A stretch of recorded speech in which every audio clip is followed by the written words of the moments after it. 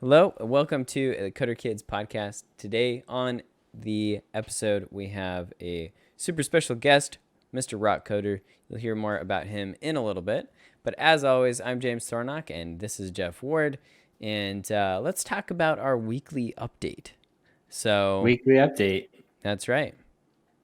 You want me to jump in? Yeah.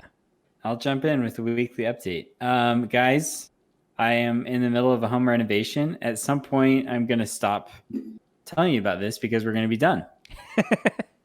But right now, we're on the door phase. So I'm painting doors. Okay. And it's been awesome. Yeah, we're going with a black door, actually. Oh, nice. So all of your doors, or just like your front door? Or... Yeah. Oh, no, it's like interior doors for like bedrooms and bathrooms and things. Oh, all of them. Okay. There's actually quite a few, but it's a lot of paint, and it's a lot of doors. But I think it's gonna look good. So awesome. That's what I've been working on. I'm trying to think of anything else exciting's going on.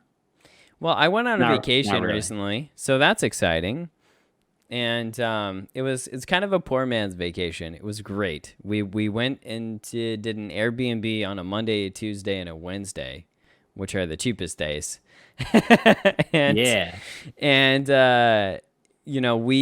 went out to middle of nowhere, Texas, and we stayed in. Well, I won't tell you the name of it exactly. So if you find it, it's a real gem. But it's built in the 1800s, and it was just really inexpensive in the middle of nowhere, and it was a vacation where we just did nothing. We brought our son, so he kept us busy, but other than that, you took your son. See, I thought that this was like a no son vacation. No, this is a no Coder Kids vacation. Nice. Except that one mom that I emailed, but got a few responses to my messages, but overall he was off. He was off for 3 days. And then he came back and played some Fortnite. So that's right. Yeah, and it was so good to just breathe out in the open air, in the country air, and drink water that's not heavily chlorinated city water, and just play board games and do a puzzle. One of those, I don't know if you've heard of them. Yeah. It's a popular Kickstarter called like Magic Shift, I think. Puzzle. Anyway, so that was fun. It's a puzzle that you complete. You complete like a regular puzzle, but then once it's completed, then you shift the pieces around, and then there's a giant hole in the center of the puzzle, and then there's a second set of pieces that you then put in the middle, and it changes the entire meaning of the picture. That's crazy. It's wild. So I was like initially getting very bored with you talking about a puzzle, but then having listened to your entire explanation at the end, I was like, wow, that's actually pretty cool. Maybe I should look into that. So sounds like a fun Christmas present. Shout out to them. You can buy them. Shout out to Magic Shift, because that's our sponsor for the show. Again, not a sponsor. And guys, I just want to say one thing about James's kid-friendly game reviews. He released one for Spelunky. That's right. And we've got Overwatch coming up. So if you haven't checked those out, go to our YouTube channel, subscribe. We're at what, 140 subscribers now or so? 147. So, I mean, it's constantly growing. We were at like 100 like a week and a half ago. Yeah, so guys, we're gonna break 200 here soon. Yeah, that's our goal for the end of the year. So, anyway, that's thanks for goal for the end of the week. What are you talking about? End of the week. 1,000 is our goal for the end of the year. Let's do it. Now we're getting crazy. All right, let's go. All righty. Well, we are joined here by RokCoder, aka Cliff Davies. He is I know him as a Scratch game developer. That's how we first got connected. I was actually on the Facebook group that we're both part of for Scratch educators, and was looking for people to write for our blog, I think. And that's how me and Cliff first got connected. And then obviously, like even before that and after that, have seen some of his posts just talking about some of the cool creations that he's made. And Cliff is not like your ordinary content creator on Scratch, just like creating some mega advanced stuff so I thought he would have some really great insight into how to work with kids and things like that. So Cliff, without any further ado, I one thing I don't know about you is like what you do for money. I assume you don't just create Scratch games. So yeah, it's not too lucrative. That Yeah, I know. My normal job is working for Unity, working on the engine. Oh, okay. wow. Okay. Yes, hence my interest in games and things like that. Yeah, and hence your ability to knock out these pretty advanced games without. I mean, it would take me like years to do one of your projects. So they're not quick, but it's just a case of it's a fun way to wind down. It's a fun language to program in, so it's kind of relaxing, just tinkering away in the evening, do some Scratch, and see how far you can push it. That's awesome. So what do you do for Unity exactly? Do you like work on the actual interface, or do you? I work. I'm in the. Well, I work on the core engine. So I'm actually in the sustained engineering team, which means we're basically supporting all areas of Unity. Anywhere there's a problem, we can be sent in to fix that problem. So it's a case of having to be able to familiarize yourself quickly with all the different areas. And there's a lot of areas. So it's very varied. It's good fun. That's awesome. I didn't realize that. Wow. Yeah. So what do you think of Epic's? Didn't Epic give a good deal of money to Unity recently, or no? That'd be the Unreal Engine. They're a competitor, right? I don't know what I'm talking about. Yeah. Oh my gosh. They give money to Blender and to the Godot engine and to a couple others. They've done this Epic endowment, but no, that was for something different. Yeah, I can't see Epic funding us. It's not really in their interest. No, yeah, definitely not. My bad. Cliff, I'm curious, how did you, I'm sure it's been a few years now, but how did you initially get started in coding? Well, yeah, it's been a couple of years. When I was a child, probably started about 8 or 9 years old. My father was a head teacher, and so I was lucky because he got to bring an Apple II computer home, which is something a lot of people haven't even seen apart from in museums. But I caught the bug because back then the computer came with a language, so you could turn it on and you could just start programming straight away. So you sit down and you work through the programming, and you'd see little blocks appearing on the screen, and it was just at the time it was just so fascinating. So I got hooked on coding at a young age, and it stuck with me ever since. From there, it was the BBC Micro, which was really big over in England. I used to write projects that ran in the schools in the area, educational projects when I was a kid. See, because we're familiar with the microbit. I didn't realize there was a precursor to the microbit. Yeah, the BBC Micro. It was the one that the schools in England chose to. After the Apple II, they all went to BBC Micros, so it was very popular over here. Interesting. Yeah, very cool. Machine. Huh. Yeah, that's pretty neat. So then you studied in school, I assume? I didn't do computers at school. I did at A-level, but I did do a degree in computers and electronics, which was I didn't really need at the time because the degrees weren't that advanced at the time, especially not in the field of games. I mean, they didn't touch on games. Sure. But it was interesting, and I got to program for 3 years, and then from there, I carried on doing bits of freelance work. I got my first gaming job about the time when Doom came out, the original. Yeah.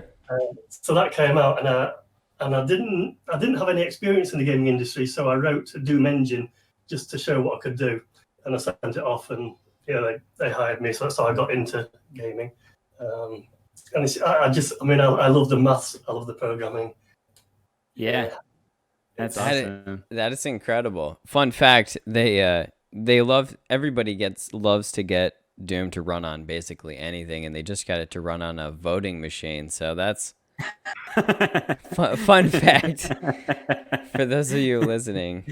For those following the American election, that's what we do over here. Is instead of using Doom. It for its proper purpose, we run Doom on it. Well, you know, the yeah, Dominion sorry. is such a domineering name, right? So you got to put Doom on that. Well, let's shift gears a little bit and talk about Scratch specifically. As I Sure. mentioned, I think when we last checked, I think you had 66 shared projects. I imagine now it's at 67 with your latest Uno project. How did you find Scratch? How long have you been working on Scratch? And like, what's a favorite project that you've knocked out so far? Knocked out. Right. I opened my account 11 years ago now. 11 years when a Oh teacher yeah, that's friend, what it shows. a teacher said, you need to look at this. This is really interesting. So I had a look and then forgot about it for about 4 or 5 years until my kids were at school. And my son decided he was very interested in programming at the time. So I remembered Scratch and I showed him it. And he took an interest in it. And he approached the teachers at his junior school to say, look, is this something we can do at school? And at the time, there was no room for teaching it. So they said that if he was willing to actually lead a lunchtime class, he could start a Scratch club. And so he'd have been about 10 years old. And I sort of brought him up through the basics of Scratch. And he started leading a club that ran weekly at the school. And it got really popular. And so when Callum actually eventually moved on from that school, the mantle of running the club went to somebody in the next year down, and they carried on running it. And then the next year down, when my daughter ran it, and it's carried on ever since. So it's they've left a legacy at the school of Scratch. So that's when I actually got back to it. Yeah, that is exciting. Yeah. 11 years, 4 months. That's what I'm looking at your profile now on Scratch, and it is. But it's not. I haven't actually used Scratch for the 11 years. But I've heard comments about. But you can't fake those numbers, right? I mean, that's some respect right there. That's one of the original accounts. So if you're true. if you are looking at Scratch, he's got an avatar that's it's a caveman. What's the story behind the caveman with the giant club? So I've not told anybody about this on the Scratch forums, but what it is that I did a lot of contract work as a games programmer or an app programmer. And my umbrella company that I made was called RokSoft. And it's kind of like links rock because my name is Cliff and rock, and there's kind of a tenuous link there. Sure. I started my company called RokSoft. And I just adapted it slightly for Scratch, made it RokCoder. And I kind of like it. It's got a good ring to it. Nice. Well, and just for anyone who is listening or watching this, it's RokCoder, not to be confused with ROCK. That's right. Who I'm sure is someone else. Probably. But the thing I like about Cliff's games is that he, I mean, James and I have been doing this for, I started Coder Kids in 2016, and James has been with me for, I don't know, 2 or 3 years now. 2.5, yeah. And so we've played around a lot with Scratch. We've created a lot of our own projects, and have looked at games and recommended games to people. And the thing about your games is that they are they just, from the very first time I got on Scratch, I saw that there were games that I guess you can call emulators, but they were like pretty strong, like Mario games and things like that. I think what you've done is just really impressive in terms of taking Scratch's technical abilities to kind of the next level.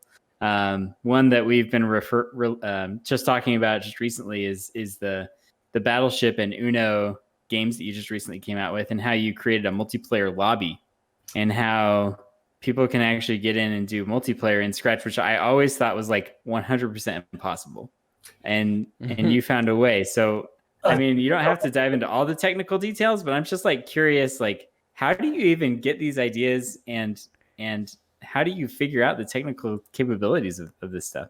Well, I should point out, I'm far from the first to do multiplayer things on Scratch. Okay. People probably think of Griff Patch when they think of multiplayer. So, a lot's been done. But the username block. Was it with the username block? Was he originally the one that did that, or? Username block. Mm-hmm. You mean like the ability to like enter a name on a game, or what do you mean? Well, that's part of how the projects detect who's, like, they have to detect who's playing it, and so they use a username okay. block. Yeah. Well, the way it works is it's to do with cloud variables. So for clarity, they're the variables that retain their value no matter who is playing it. So they're often used for high scores. So if I've got a cloud variable saving a high score in my project, if somebody else uses that project, they will read the same variable value. So you've got cloud variables, which is a way of passing information from one version of the project to another version of the project. So that's the basis of how the multiplayer systems work. So for instance, if I'm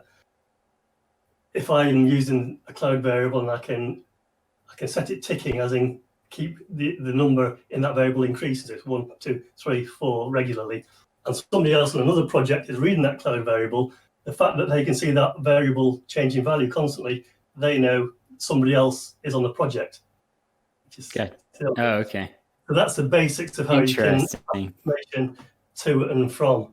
Now, I will say that GriffPatch has got a nice YouTube tutorial on the basics of this, so I would recommend watching that, as it's quite hard to just describe without actually showing. Sure. Yeah. I mean, the reason I did it was to do with the lockdown, and I wanted to make a few games that while children or whoever is locked down at their own, at their own homes, they can still play together and have fun that way. So I thought I'd give it a go, and hence I did Battleships. And then somebody said, "How about Uno?" And I've never played Uno before. I looked through the instructions and yeah, it sounds quite interesting. So I put the game together. Unfortunately, I seem to have got the rules right, which is yeah. So yeah, that's yeah, I'm quite pleased with that one. Yeah, it's pretty awesome, honestly. Just really pro grade stuff. That's the main point. So if you are a Scratch programmer, or if you have a child who programs in Scratch, definitely these are awesome projects to check out. But we'll also pass along GriffPatch and recommend that video as well, maybe in the show notes. Or yeah, I should point out that GriffPatch has got a YouTube channel with tutorials. RokCoder's got a YouTube channel with tutorials and various other ones. But I recommend that. How long would a project like Uno take you? Well, I already had the lobby and the multiplayer side done, so consider I'm only working on it in bits and pieces of spare time. It's probably 2 or 3 weeks, but that's just sort of an hour here, an hour there. So I don't know how long in one lump that would be. Yeah, it's like I say, it's Scratch is such a fun language, and you can get so much out of it. You think of it as a kid's language, but you can push it a long way. You can get some nice results. Yeah, we always have that conversation about Scratch, and how a lot of times a lot of the kids we've taught, when you get to 4th grade, 4th or 5th grade here in the United States, sometimes people will start saying like, "Oh, I've done Scratch," I've done it. Yeah. And they want to like move on to the more advanced stuff, even though they're not necessarily prepared for moving past Scratch, and they don't understand that you can push Scratch to the next level. I mean, what kind of advice would you have for people who maybe I shouldn't say 4th or 5th grade, but maybe let's even say 6th or 7th grade, and they are, which maybe you guys say 6th or 7th year. I'm sure you understand what I'm saying. But anyway, what advice would you have for people who are at that point and they kind of say that they're bored with Scratch, but they maybe aren't necessarily advanced enough to move on to the next coding language? There's various approaches. I mean, you can show them what Scratch can do. You find projects and show and get them excited about seeing what it can do. I mean, it's all about enthusiasm. As soon as you get somebody enthused, as you know, I mean, that's what you need. There's no other reason to program it except because you enjoy programming, and the more you program, the more you enjoy it, in my view. So yeah, it's getting them to pick a project that's just extending them slightly each time, extending their skills, but not out of their range. So they have to learn a little bit each time, but they're coming up with projects that they're proud of, that they want other people to play.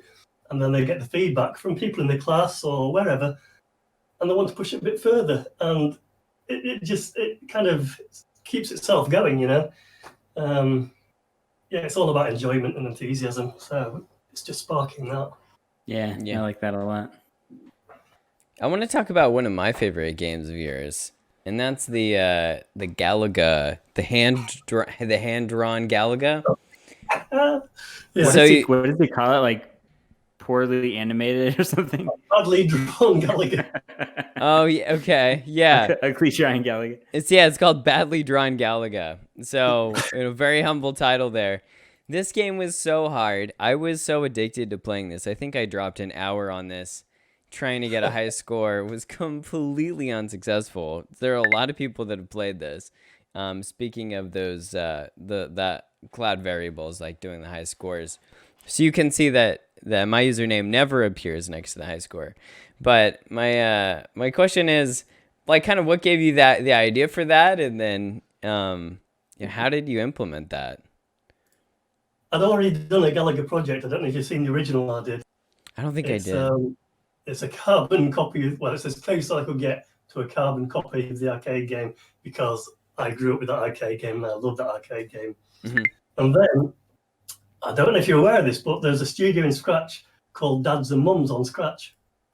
And that's where a lot of sort of the next generation sort of gather and chat about things. And it came up in there about how it wasn't important to have great graphics or great sound. It's all about playability. And that's something that even in the games industry, I feel people need to remember.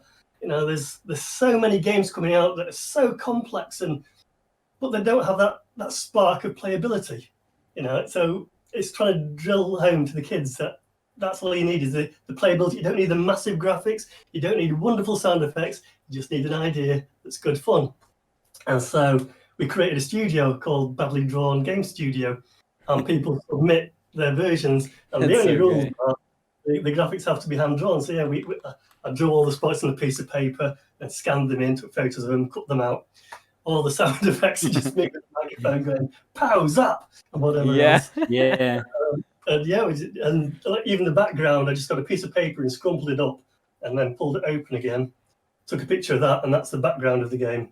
So it's all badly drawn, badly produced, but a lot of fun to make and quite a lot of fun to play. So that's awesome. I'm seeing some other ones on here. So we have Badly Drawn Flappy Bird, Badly Drawn Asteroids from Colin Mack. Do you know that person?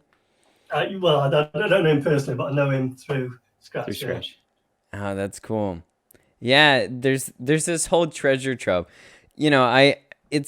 Discovery is tough on any platform, right? Like, people complain about all the time with Apple's App Store and the Google Play Store, and right, like, what projects do you feature? Scratch does a pretty good job, I think, of featuring new projects every week, but I do feel like there is some part of, like, it's hard to know everything that's on the internet because you don't know what to search for. So now that people, listeners, you have this, search for Badly Drawn. There's a bunch of cool stuff out there.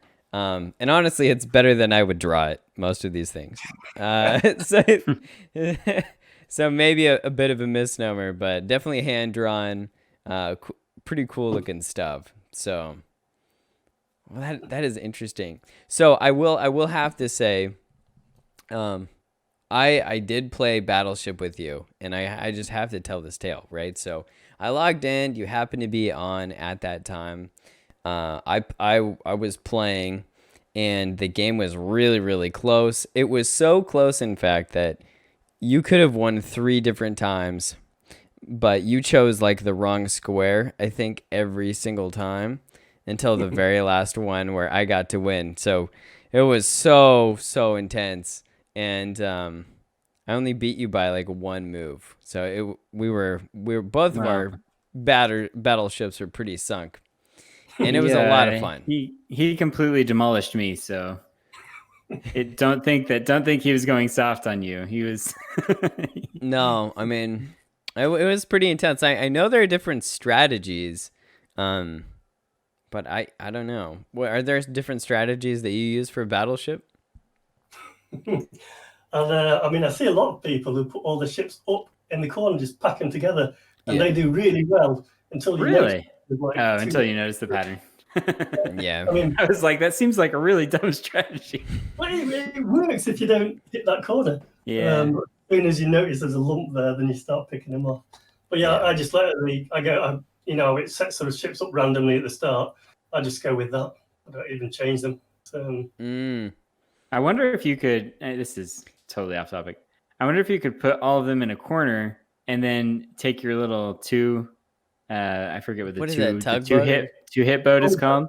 Patrol, I think. Oh, the patrol boat, and just put that in a random place. Like maybe that could. That's I don't know. Something to try. So they feel like they're making progress, and then there's like no chance of them finding the patrol. I mean, that's that is an interesting strategy. James is.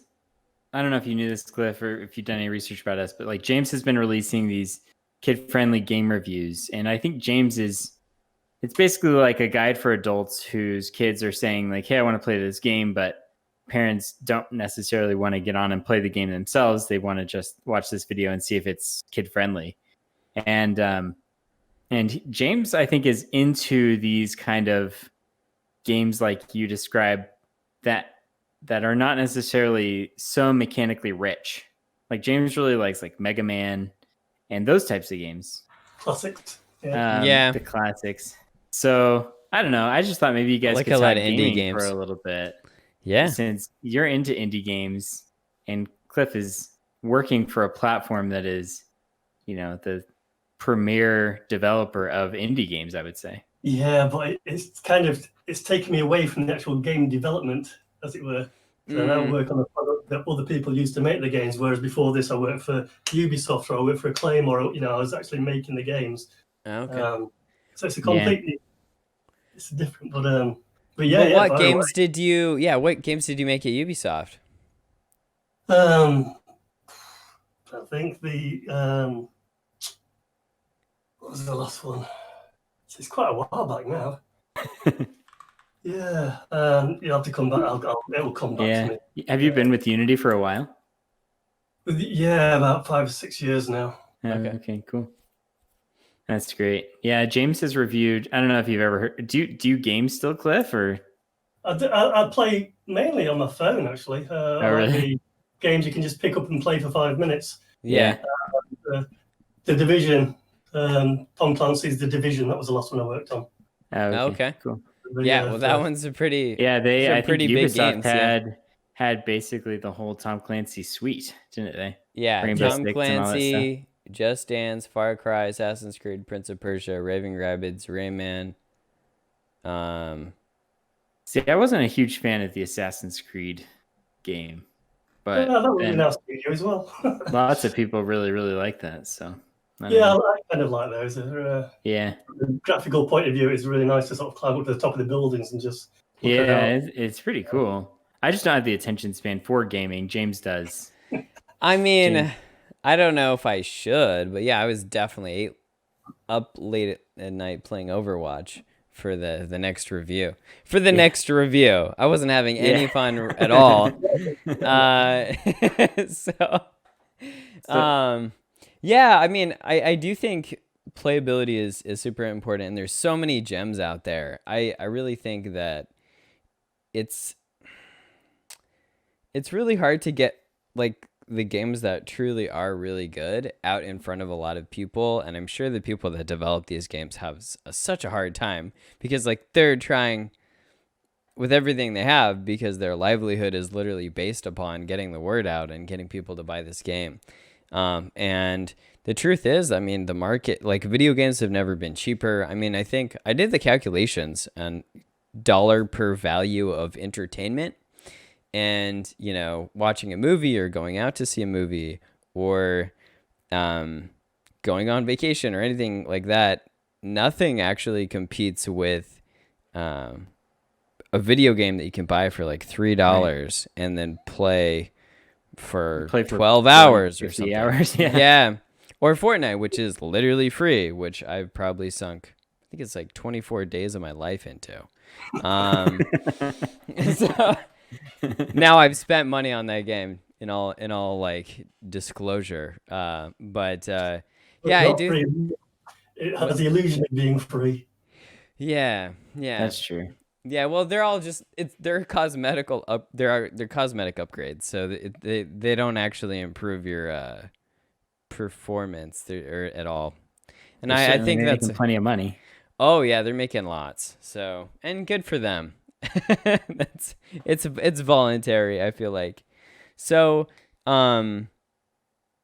yeah, do you Yeah. have any simple games either that you worked on or that you like to play that have kind of a fun mechanic that that you liked or that you thought was unique?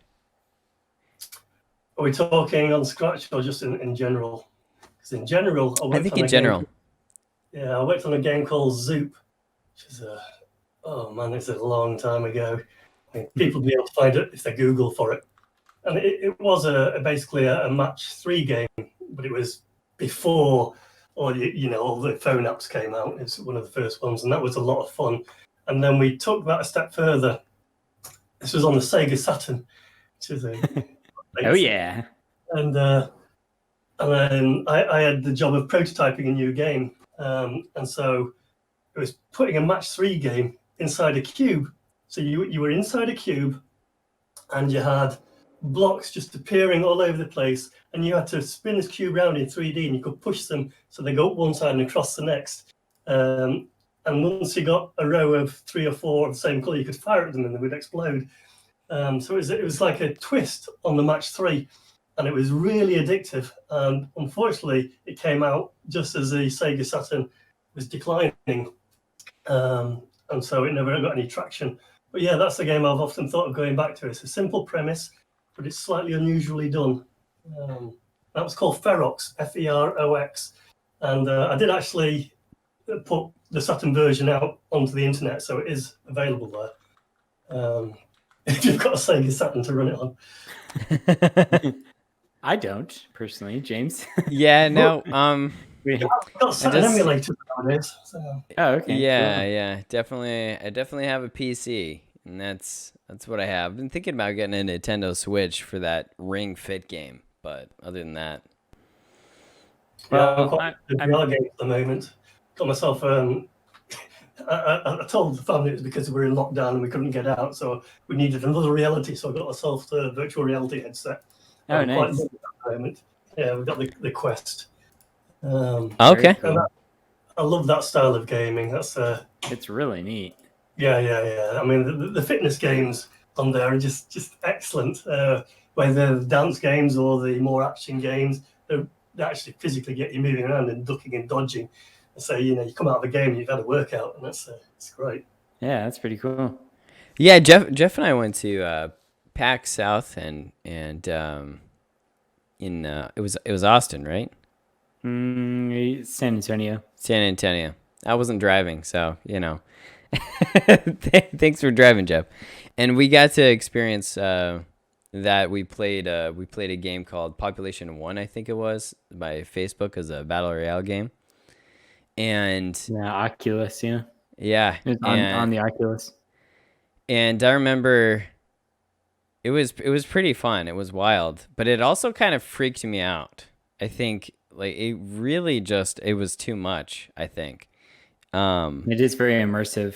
Yeah, Yes. so I know with like Black Mirror and some of these other shows and Westworld and stuff, there's a lot of this like you plug in and you forget the world exists. Is there good to that? Is there bad to that? I mean, what's your opinion on that? It's got lots of appliances, VR. I mean, the gaming is very immersive, and so I wouldn't recommend somebody keeping a headset on for like 4 or 5 hours.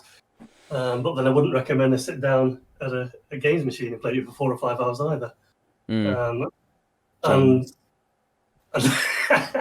And again, we work Guilty on a as lot- charged. All right. We work on a lot of VR at Unity, and it's got many applications in medicine. Practicing operations and stuff without actually needing to, have people to practice them on, and there's so many applications out there that it's a fantastic field. You know, it's got lots of promise. In terms of games, yeah, it is incredibly immersive. So I have a question. Maybe we can shift gears a little bit. I want to talk a little bit about education and thinking about kids. I know you've had 2 kids of your own, or do you have more? Or? 2. Just 2. Okay. But you've gone through this process with 2 kids who were kind of interested in coding, it sounds like, and were able to get into it. What is the current environment for coding in the UK, and what is your kind of educational philosophy regarding coding in schools? I mean, take on board that I'm not an educator, but yeah, and also that my children loved Scratch, then drifted off into various other hobbies. But I do teach Scratch at schools, and I'll teach Python at schools, and I'll teach HTML or whatever else people want to do. I think there should be a lot more emphasis put on the programming side and on children learning to program at a young age. I don't think it's there enough at present in the schools. There's certainly a lot more than there used to be. But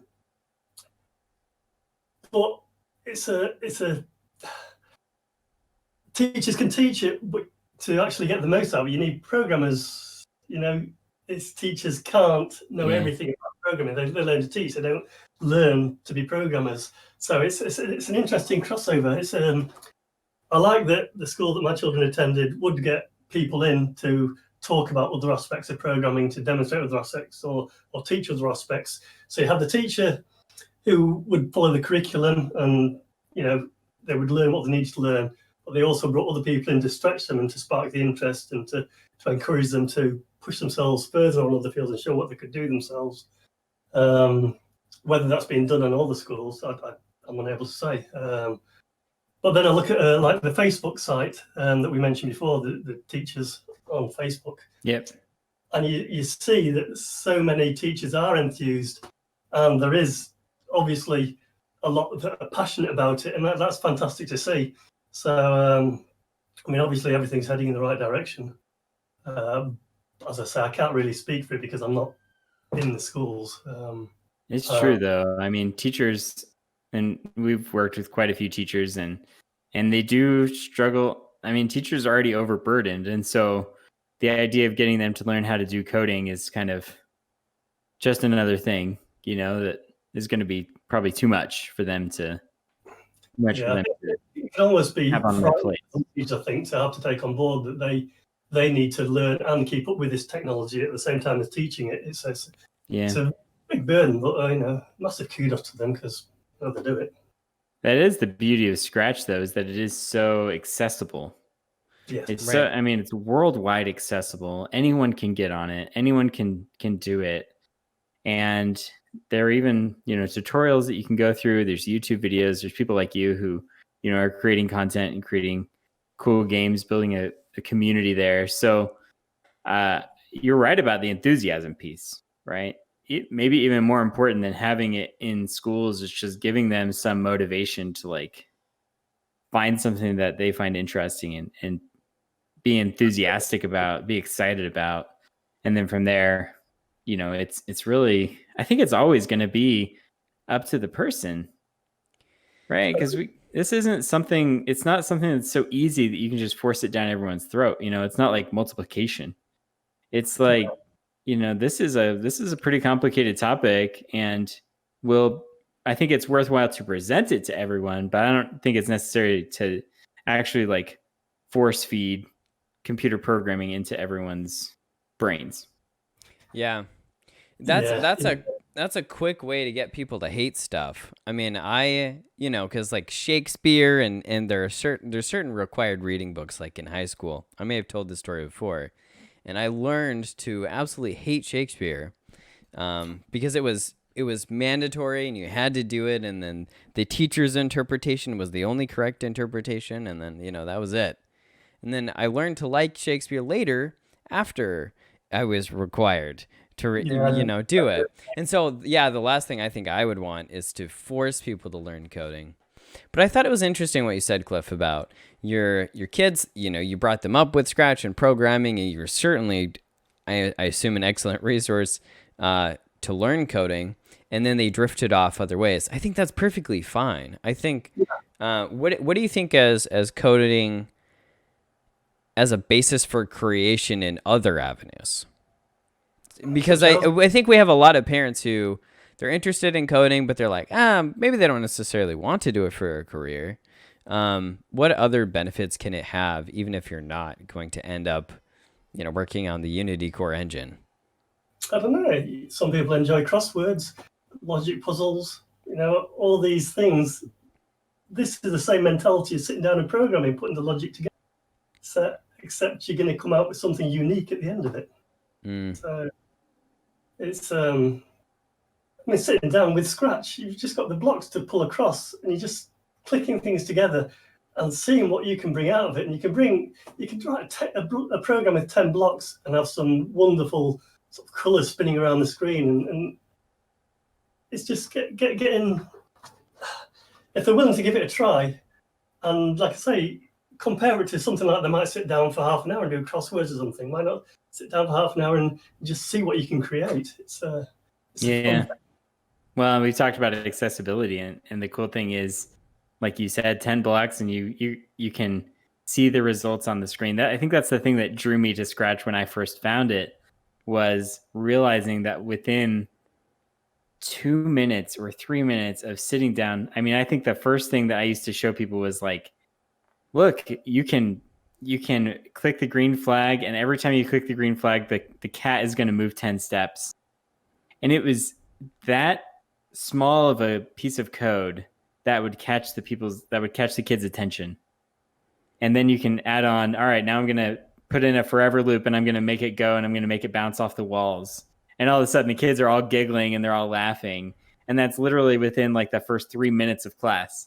Yeah. So that's the thing that I love about Scratch, is just how accessible it is. And you're right. In half an hour, you can sit down and really knock out some kind of simple creative project. And then going back to what James was talking about with these game designers, like lots of people have dreams to be a game designer, but you sit down and you dedicate hours and months and maybe years to designing this game, creating this game, coding this game. And then maybe you put it out there and like no one even pays attention to it.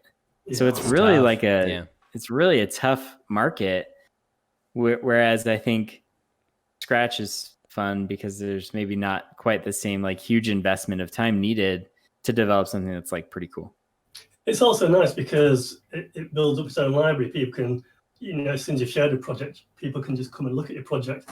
Whereas you might spend weeks and weeks on an Android game or something, put it out there, and it might be that nobody ever sees it. Yeah. At Ubisoft, I worked with quite a few people who'd made their own games, and great programmers, and they'd recruited artists in the company and they'd made brilliant games, but they don't have thousands of pounds to throw at marketing. And so they put the game out there, and it would have an initial sort of surge where friends and family would buy it, and then it would just dwindle away. So that they might make £10 for their weeks and weeks of work. But on the sort of other side of that, they're proud because they have a game on. They can go to somebody's house and go, look, this is the game I wrote on this phone. Yeah, so, it's exciting. It is pretty cool. Yeah. Yeah, let's dive into that remix ability, right? So there's that. I think it's a blue button. Anyway, it's a button, and any shared project you can click the remix button, and it's pretty incredible, right? Because it's essentially saying, hey, here's my code. It's open source, right? You can't just. I guess you theoretically could, but the barrier to entry would be a lot higher to just take a APK file or some other, exe file and modify the game. That's what mods are. But in Scratch, it really invites you, and it says you can change anything on this platform. You can make it better, you can make it worse, and it's up to you. And then you can share your results. So, yeah, I think there's I think there's some pros and cons there. Yeah. I don't know. What are your thoughts, Cliff? I think it's an extremely powerful and useful thing. I mean, it's going back to when I was learning, it's akin to the magazines that came out, and you'd look through the listings and you'd be able to type the listings in out of the magazines and change them and learn from them. And now people can do that. They just see a project they like, they can look inside it, and they can learn from it. If it's an aspect, you often see people making platformer games. If they stuck on something, then they can just look inside a project that's done, and if they're at that level, they can find the area of that code that's doing what they want, and they can either copy it or they can work out how it works, and they can build up from there. And it's a great way to learn. Yes. Yeah. The key is if they're at that level. I think James and I can attest to teaching a lot of kids who go and find an advanced project, and then they click remix, and then like they have no idea what's going on in there, and they just break it basically. We like the remix feature because you can create something that's like a shell of a project, and then you can send that out to people, and you can say, all right, click remix, and then we're going to add the code, or we're going to add additional sprites, or there's some kind of objective to it. But man, I hate it when kids get on there. I hear what you guys are saying about the benefits of it. Don't get me wrong, because I've done that myself many times, especially like with projects like yours. I'll like dive in and I'll look at it and I'll be like, how did he do this thing? But on the flip side, you have to know your level a little bit, or else you're just going to get stuck. Well, there is that. But another side of it is I get so many children who say this project isn't working, it's not doing what it should do. And then I can just remix it on my test account, just have a look through, fix it, put some comments in it, give them the link to the remix, and they can see exactly what they needed to do to their own project. So they can either remix back from mine, or they can just learn from the little touches I've done in there just to get it working. Because quite often it's just a block in the wrong place, or this sort of thing. They could be scratching their head for hours, and you can just remix it, show it, and then they can take it away. So it's fantastic for that. Yeah, it's pretty cool. Yeah, well, I mean, it's just like any tool. I mean, Scratch isn't going to. It's different than code.org and some other resources in that it doesn't really teach you coding. Like Scratch it's a platform that exists that runs code. Programming. Yeah. It enables you to learn the structure of programming, but there's not really any teachers on Scratch, right? Like we all have profiles on Scratch.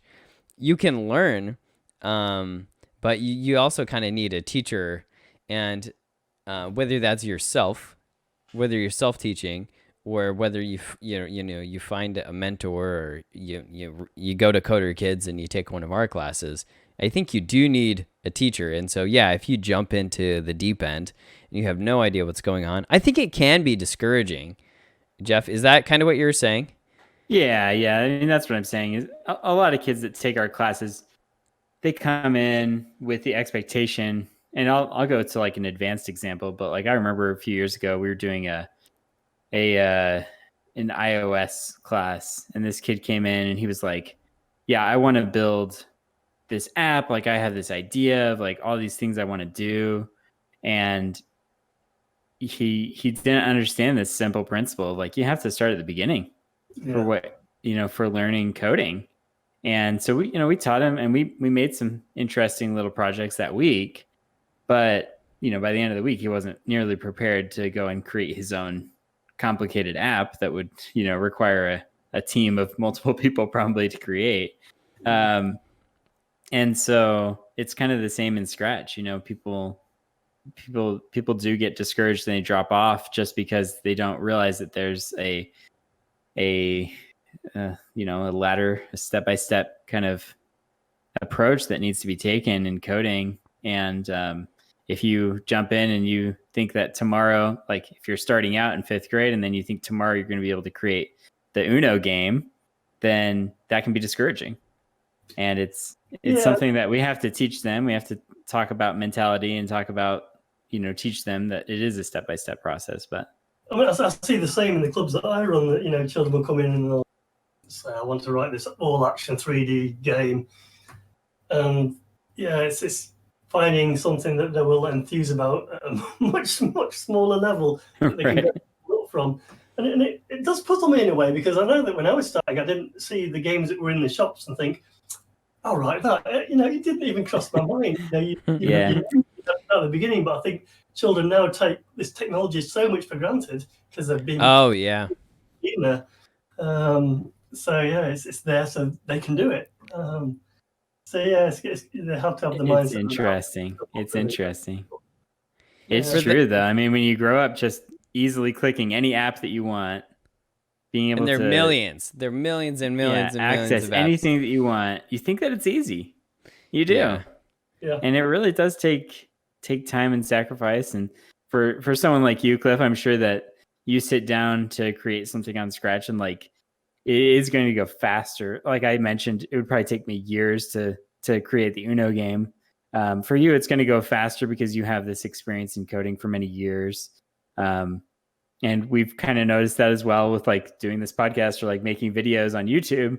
We've started realizing like things go faster the more that you do it, as you like get used to editing videos and things like that. But it's still a difficult process. It's still going to take time.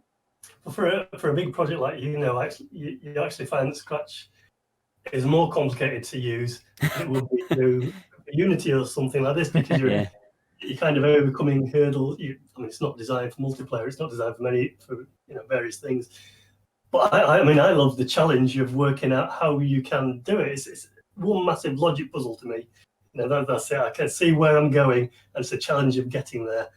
I wouldn't necessarily say that something like is ideally suited for Scratch.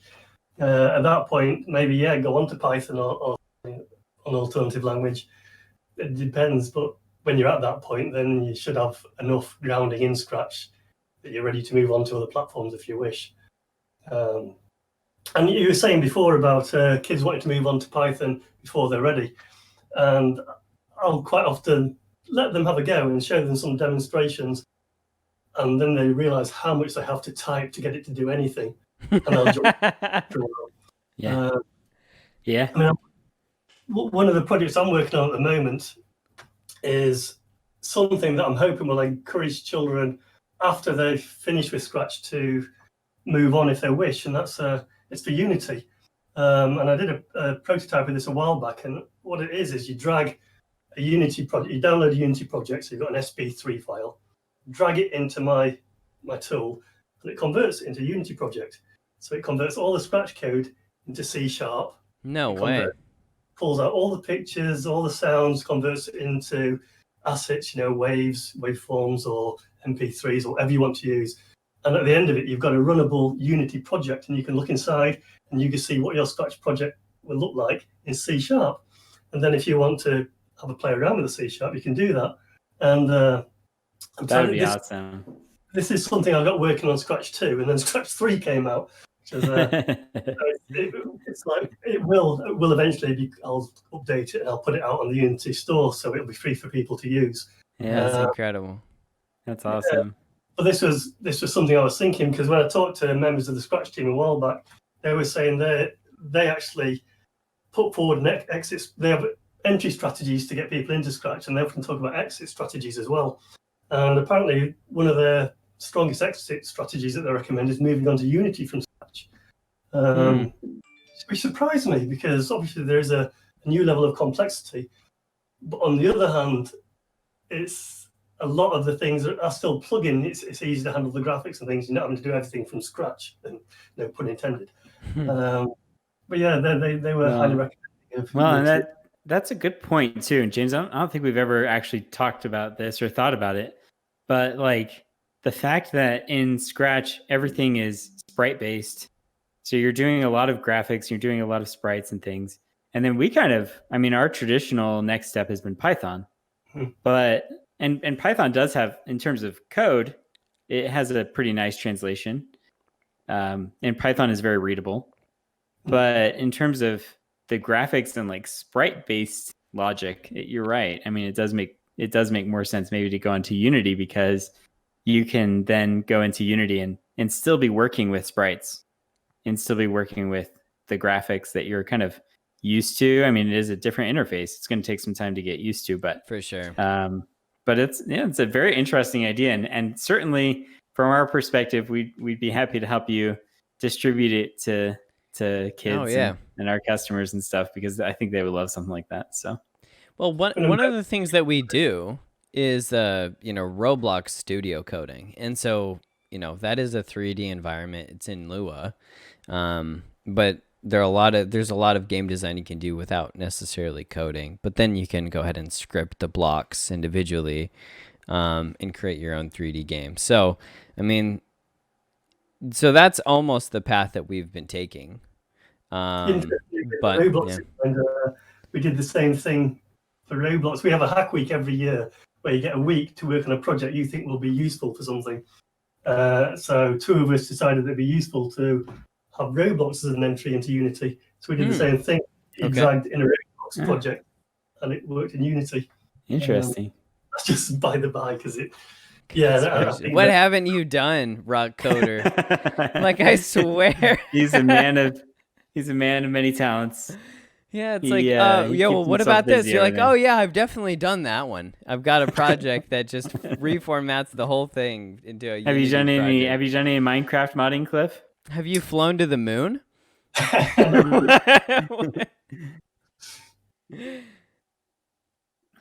No, I've actually stayed clear of Minecraft because I know how addictive and great fun it is, and I fear that if I start playing around with that, that'll be my spare time gone. So, well, there you go. Yeah. Last night I got stuck on Minecraft too. Before I got stuck on Overwatch, I was playing it on my phone. So I found out that you can connect your Xbox controller to your iPhone, and you can play with the Xbox controller. What? Yeah, and it's That's crazy. Yeah, tap controls are terrible. So I hate tap controls. And it was really, really intuitive, and so you can just use your phone basically like as a display or whatever. Anyway, so I will say my son has been playing Minecraft. He's 5. He's been playing a little bit, and he likes to play, but lately he wants to play on the computer, and I want him to play on the computer because I hate the tablet version, but he can't figure out the like mouse and the keyboard buttons yet, and it's just like he's between a rock and a hard place, because I hate the tablet version. He doesn't particularly like it, but at the same time he like cannot figure it out yet. So step by step, right? Yeah. I don't think about Minecraft. First world problems, I guess. Everybody loves Minecraft because who doesn't like Lego? Yeah. Yeah, it's true. It's just creative and building. So, and you don't have to step on them. That's the the best prime part. feature right That's there. The best part. But we still have Legos too. So I got a room full of Legos here, and then Minecraft in here. So anyway, well, Cliff, thanks so much for taking the time with us. Great to chat. Great to meet you in person. And certainly, if there's anything that we can do in the future to help along with any of your projects, certainly reach out to us, and I guarantee we'll be reaching out to you. So Yeah. awesome, Is there anywhere that people can find you? We'll go ahead and put in the show notes your Scratch profile, your YouTube channel as well. Are you on Twitter or anything else on Facebook? I'm on Facebook. There's a RokCoder on Facebook. Okay. That's it. Facebook, YouTube, and Scratch. Okay. And if you're an adult and if you're an educator, I should say, and you're into Scratch, then please join us in the Teaching with Scratch group, I believe is what it's called.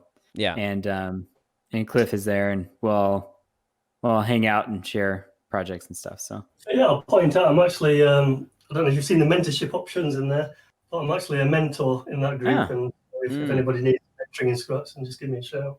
Cool. That's awesome. Well, all right, Cliff. Thanks again. Yeah, all right. We'll see you later. Bye.